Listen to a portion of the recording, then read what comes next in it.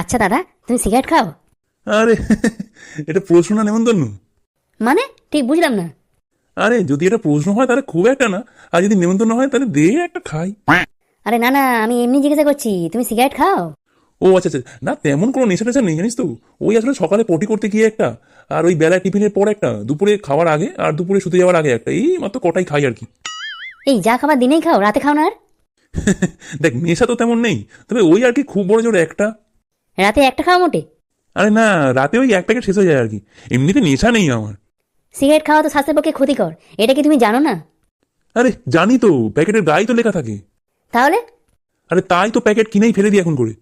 বাহ বাহ, সিগারেট কিনে ফেলে দাও এখন করে? আরে না, সিগারেটের খাপটা ফেলে দিই, সিগারেটগুলো একটা কোটোতে রেখে দিই আর কি। উই দেখো তুস। তবে বিশ্বাস করে আমি প্রতিজ্ঞা করেছি যে আর বেশি দিন সিগারেট খাবো না।